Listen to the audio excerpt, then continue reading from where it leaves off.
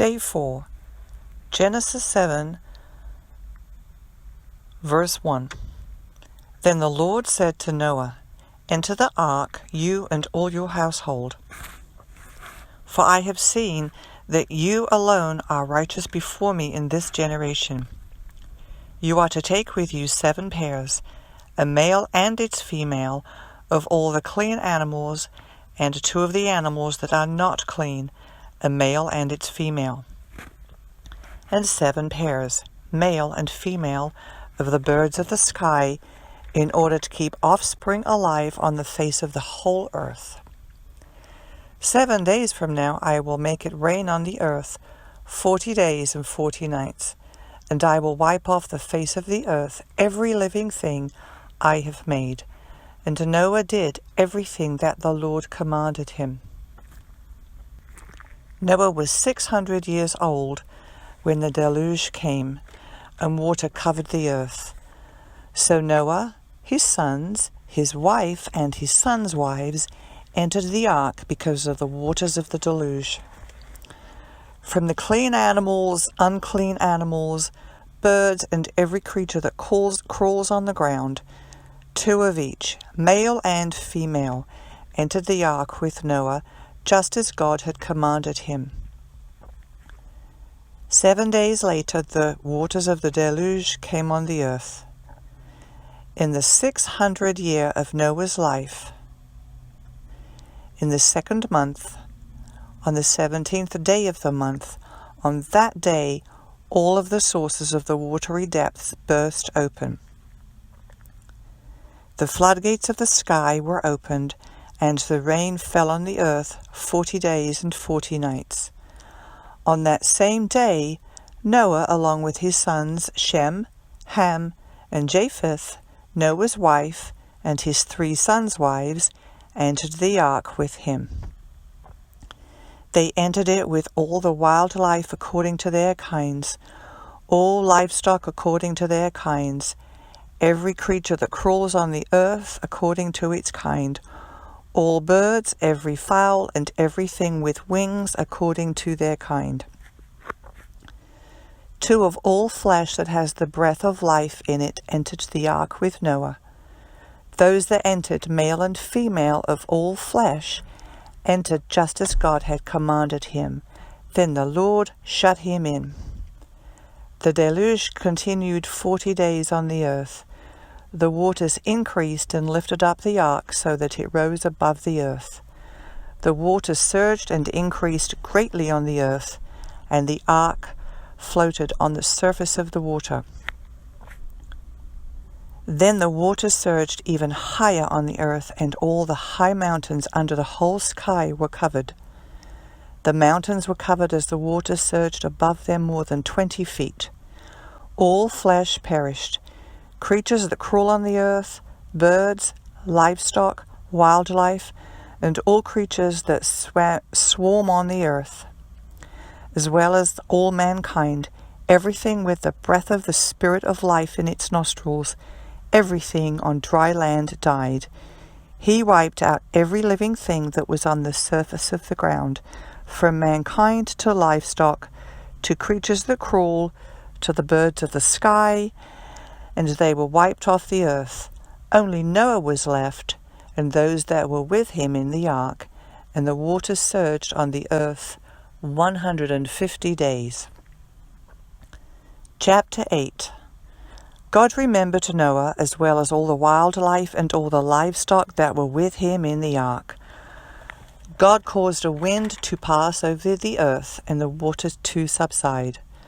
The sources of the watery depths and the floodgates of the sky were closed, and the rain from the sky stopped. The water steadily receded from the earth, and by the end of 150 days, the water had decreased significantly. The ark came to rest in the 7th month, on the 17th day of the month, on the mountains of Ararat. The waters continued to recede until the 10th month. In the 10th month, on the 1st day of the month, the tops of the mountains were visible. After 40 days Noah opened the window of the ark that he had made, and he sent out a raven. It went back and forth until the waters had dried up from the earth.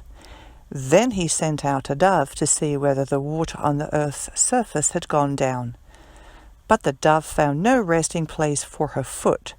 She returned to him in the ark because water covered the surface of the whole earth.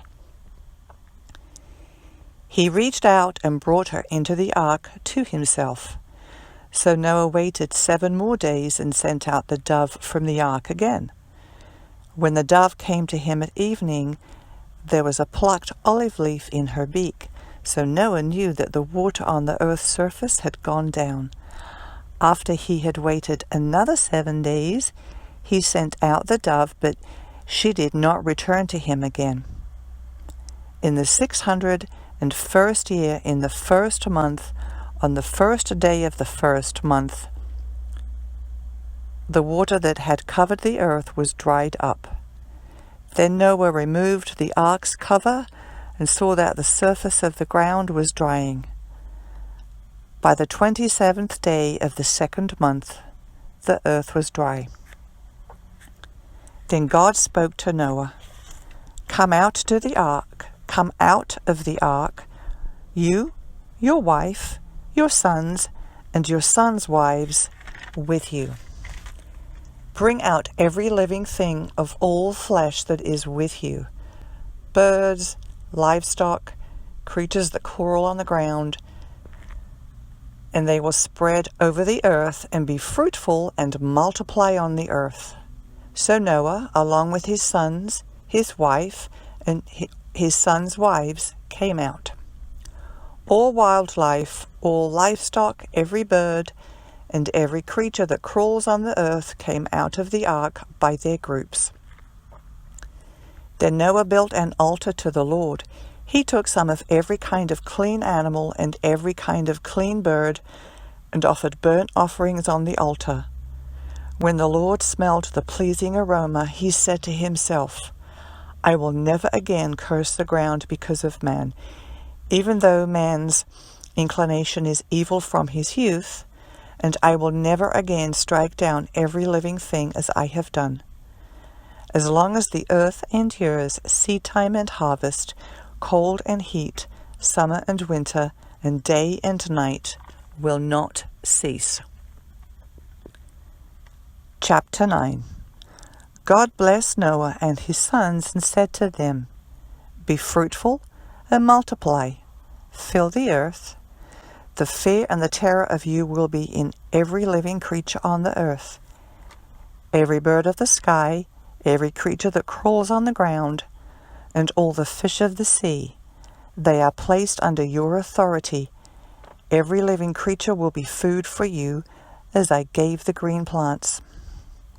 I have given you everything. However, you must not eat meat with blood in it. I will require the life of every animal and every man for your life and your blood. I will require the life of each man's brother for a man's life. Whoever sheds man's blood, his blood will be shed by man, for God made man in his image. But you, be fruitful and multiply. Spread out over the earth and multiply on it. Psalm 3, verses 1 through 8. Lord, how my foes increase. There are many who attack me. Many say about me, there is no help for him in God. But you, Lord, are a shield around me, my glory and the one who lifts up my head. I cry aloud to the Lord, and he answers me from his holy mountain. I lie down and sleep. I wake again because the Lord sustains me. I am not afraid of the thousands of people who have taken their stand against me on every side. Rise up, Lord. Save me, my God. You strike all my enemies on the cheek. You break the teeth of the wicked. Salvation belongs to the Lord. May your blessing be on your people. Proverbs chapter 1, verses 8 through 9. Listen, my son, to your father's instruction. Don't reject your mother's teaching, for they will be a garland of grace on your head and a gold chain around your neck. Matthew chapter 4, verses 1 through 20. Then Jesus was led up by the Spirit into the wilderness to be tempted by the devil. After he had fasted 40 days and 40 nights, he was hungry. Then the tempter approached him and said, "If you are the Son of God, tell these stones to become bread." But he answered, "It is written, man must not live on bread alone, but on every word that comes from the mouth of God." Then the devil took him to the holy city, had him stand on the pinnacle of the temple, and said to him, "If you are the Son of God, throw yourself down. For it is written, he will give you his angels charge over you, and they will support you with their hands, so that you will not strike your foot against a stone." Jesus told him, "It is also written, do not test the Lord your God." Again, the devil took him to a very high mountain and showed him all the kingdoms of the world and their splendor. And he said to him, "I will give you all these things if you will fall down and worship me." Then Jesus told him, "Go away, Satan, for it is written, worship the Lord your God and serve only him." Then the devil left him, and immediately angels came and began to serve him, Jesus. When he heard that John had been arrested, he withdrew into Galilee. He left Nazareth behind and went to live in Capernaum by the sea, in the region of Zebulun and Naphtali. This was to fulfill what was spoken through the prophet Isaiah. Land of Zebulun and land of Naphtali. Along the sea to road beyond the Jordan, Galilee of the Gentiles. The people who live in darkness have seen a great light, and for those living in the shadowland of death, light has dawned. From then on, Jesus began to preach, "Repent, because the kingdom of heaven has come near." As he was walking along the Sea of Galilee, he saw two brothers, Simon, who was called Peter, and his brother Andrew. They were casting a net into the sea, since they were fishermen. "Follow me," he told them, "and I will make you fish for people." Immediately they left their nets and followed him.